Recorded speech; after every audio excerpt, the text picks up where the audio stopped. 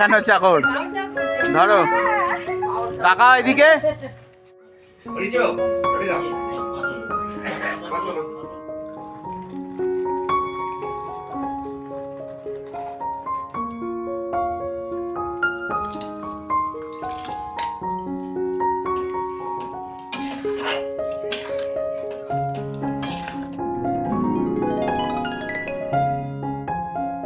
Good morning বন্ধুরা, কেমন আছো তোমরা সবাই? আই হোপ তোমরা অনেক ভালো আছো। আমিও ভীষণ ভালো আছি।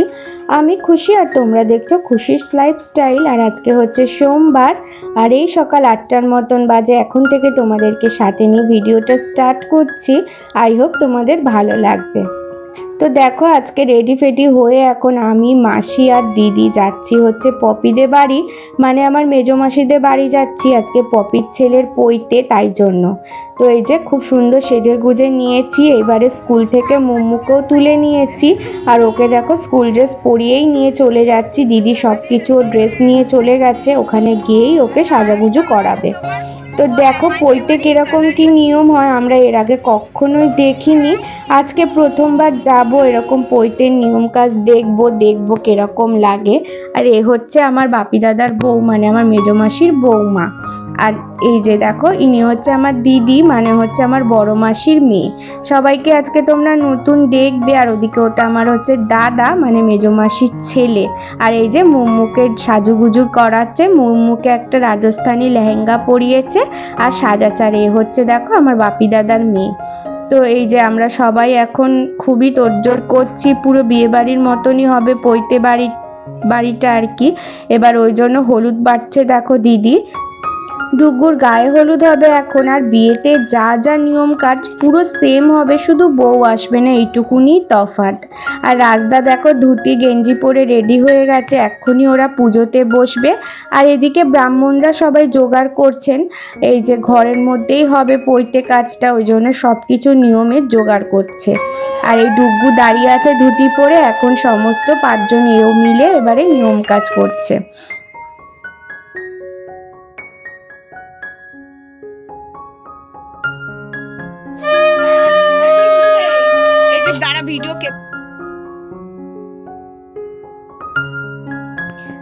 আর সকালে যেরকম একদম ভোর 3টের সময় অধিবাস হয়, তারপরে হচ্ছে গায়ে হলুদ, তারপরে বিয়ে, সব কিছু সেম পুরো প্রসেসে যাবে।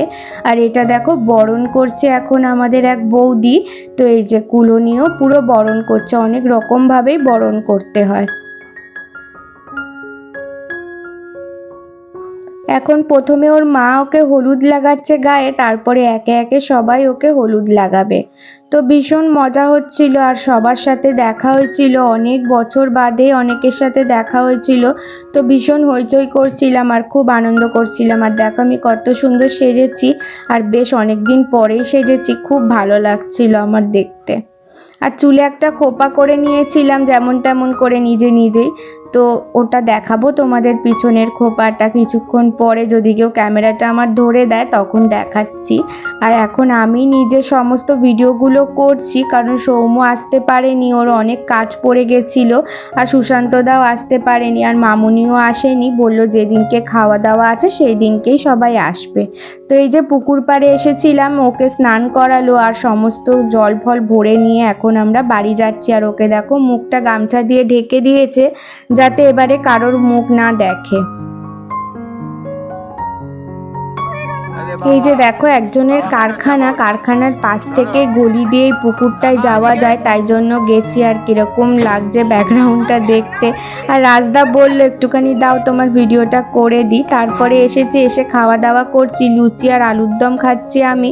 আর অনেক কিছুই হয়েছিল, ছোলার ডাল, আলুর দম, লুচি, বেগুন ভাজা, সব কিছু হয়েছিল। আমি কিচ্ছু খাইনি, শুধু লুচি আর আলুর দমই খাচ্ছি। আমার লুচি খেতে একদমই ভালো লাগে না, আমার ভাতটাই খেতে ভালো লাগে। খুব মন চাইছিল ভাত খেতে, কিন্তু আজকে ভাত খেতে নেই, ওদের এরকম লুচি খেতে হয়, তাই জন্য লুচি হয়েছিল।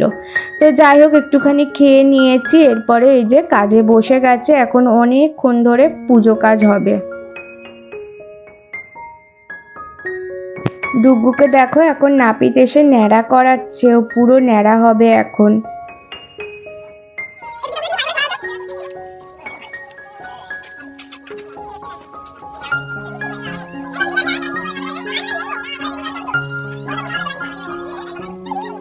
আজকে এত পর্যন্ত। যদি আমার কোনো নতুন বন্ধু ভিডিওটা দেখে থাকো তাহলে আমাকে কমেন্ট করে বলো যে আজকের ভিডিওটা তোমাদের দেখতে কেমন লাগছে, আর যদি ভালো লাগে তাহলে একটা লাইক দিয়ে দিও। আর দেখো এখন চূড়াকরণ হচ্ছে, এটার নাম চূড়াকরণ। এটা হচ্ছে ভাত আর দুধ দিয়ে রান্নাটা হবে, চিনি দেবে না কোনো রকম, এইটাই ডুগু খাবে আজকে।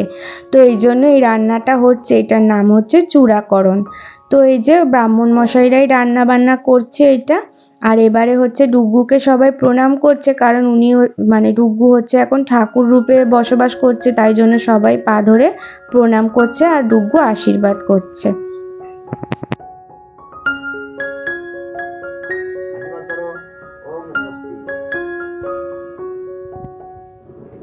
আর জানো তো বন্ধুরা, এরকম পৈতে কোনো দিনও এর আগে দেখিনি আমরা, এই প্রথমবার এরকম পৈতের নিয়ম টিয়ম সমস্ত কিছু দেখছি, তো বেশ ভালো লাগছে দেখতে। এবারে দেখো এই যে পৈতেটা পরিয়ে দিচ্ছে। তো এরকম নিয়ম করতে করতে প্রায় 5টা 5:30 বেজে গেছিল। প্রচুর নিয়ম, মানে বিয়ের নিয়মের থেকেও বেশি। বিয়ে তো খুব তাড়াতাড়ি হয়ে যায়, এই নিয়ম কিন্তু অনেকটা বড়। তো এই যে মালাও পরিয়ে দিল, এবার পায়ে দেখো খড়ম পরিয়েছে, এইটা পরেই ও হাঁটবে। তো এবারে আমরা বাড়ি চলে যাব।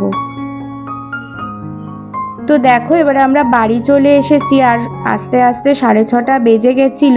তারপরে ফ্রেশ ট্রেশ হয়েছি, তারপরে সৌম্য অফিস থেকে এসে গেছে। এবারে দুজনে মিলে একটু চা খাবো, কারণ মাথাটা কেমন করছে যন্ত্রণা, ওই জন্য একটু চা খেলে শরীরটা ভালো লাগবে। তো একটু দুধ চাই বানিয়ে নিচ্ছি, লিকুইড দুধ নেই আমাদের এখন ঘরের মধ্যে, তাই জন্য আমুলিয়া দুধ দিয়েই চাটা বানিয়ে নেবো।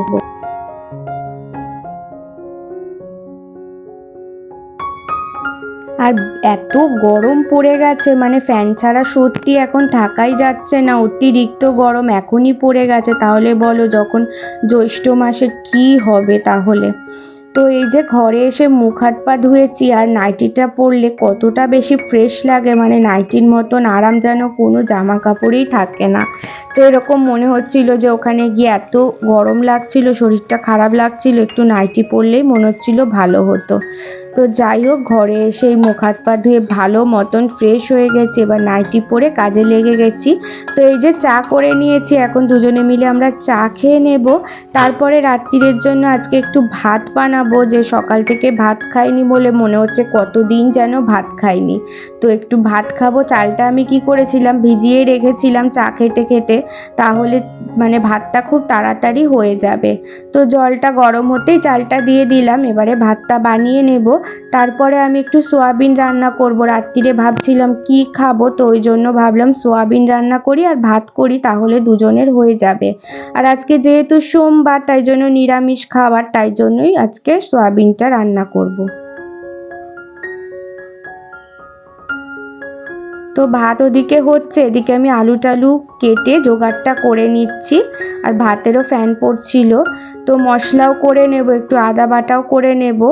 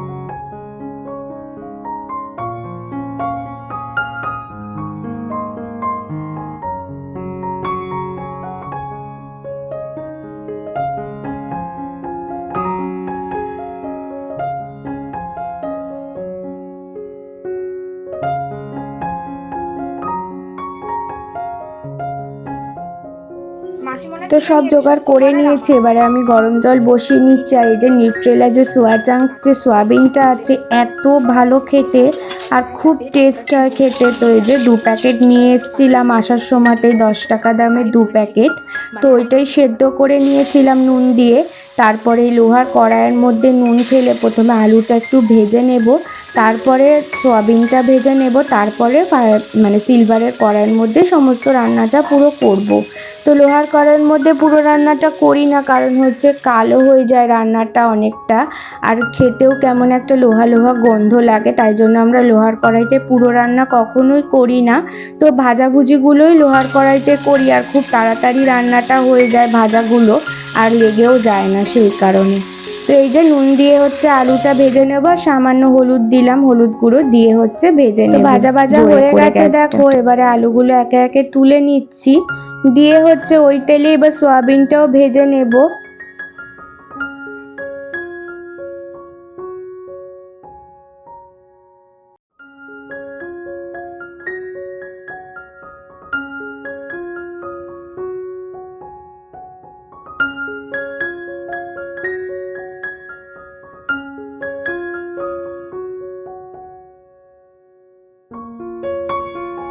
তো এই যে দেখো, সোয়াবিনটা নুন দিইনি কোনো রকম, কারণ নুন দিয়ে সেদ্ধ করেছিলাম, দিয়ে ওই জন্য ভেজে নিলাম। ভেজে না নিলে একটু সোয়াবিনের কেমন কাঁচা কাঁচা গন্ধ লাগে, তাই জন্য আমরা ভেজে নিই।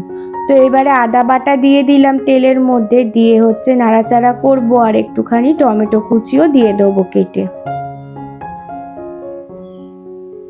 যেহেতু নিরামিষে রান্নাটা হবে, পেঁয়াজ দেব না, তাই কারণে একটু টমেটো দিলে আর আদা বাটা দিলে খেতে খুব টেস্ট হয়।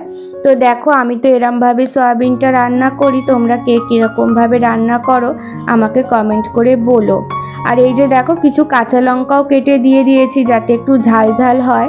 আর বাটির মধ্যে একটা পেস্ট করে রেখেছিলাম মশলা, সেই বেসিক মশলাগুলো সেটাও দিয়ে দিলাম। দিয়ে এবারে নাড়াচাড়া করব, যতক্ষণ না তেলটা বেরিয়ে আসছে ততক্ষণ নাড়াচাড়া করে কষাবো। দেখো, তেলটা ফুটে উঠছে, এই অবস্থাতে আমি আলু আর সয়াবিনটা দিয়ে দিলাম, দিয়ে এবারে ভালো মতন কষাবো সবগুলোকে একসাথে, যাতে সয়াবিনের ভিতরেও মশলাগুলো পুরোটা ঢুকে যায়, তাই জন্য সয়াবিন আর আলু একসাথেই কষাবো। অনেকে আবার কি করে, সোয়াবিনের সাথে আলুটা সেদ্ধ করে নেয়, যেমন মামুনি যখন রান্না করে তখন সোয়াবিন আর আলুটা একসাথে সেদ্ধ করে নেয়, সেটাও সুবিধা হয়, কিন্তু আমি একেবারে কষিয়ে এরকম চাপা দিয়ে সেদ্ধ করি আলুটা, তাতে টেস্টটা কিন্তু অনেক বেশি হয়।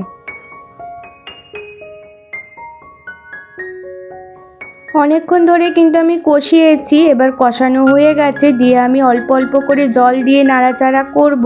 আর দুজনে যেহেতু খাবো তাই জন্য অনেক ঝোলও রাখবো না, সামান্য জল দেব, যতটা আলু সেদ্ধর জন্য প্রয়োজন ততটা জল দিয়ে এবারে নাড়াচাড়া করব ভালো করে, দিয়ে এবারে চাপা দিয়ে দেব।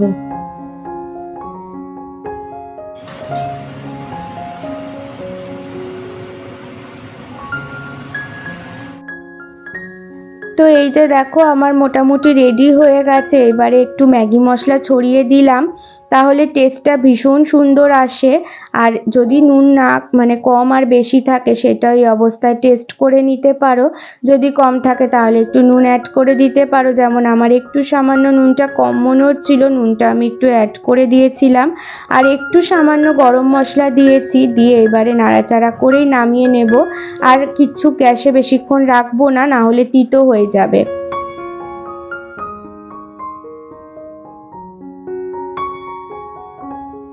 তো সোয়াবিনটা আমার রেডি হয়ে গেছে, এবারে গরম গরম ভাত আর সোয়াবিনের তরকারি দিয়ে আমরা ভাত খেয়ে নেব। তো আজকের ভিডিওটা এত অবধি রইল, যদি তোমাদের কোথাও একটুও ভালো লেগে থাকে তাহলে একটা লাইক দিয়ে দিও, চ্যানেলটা সাবস্ক্রাইব করে তোমরা আমার পাশে থেকো। আর যদি ভালো লাগে তাহলে বেল বাটনটাও প্রেস করে দিও, তাহলে সবার আগে নোটিফিকেশন তোমাদের কাছে যাবে। তো আজকের ভিডিওটা এখানেই শেষ করলাম, টাটা, গুড নাইট।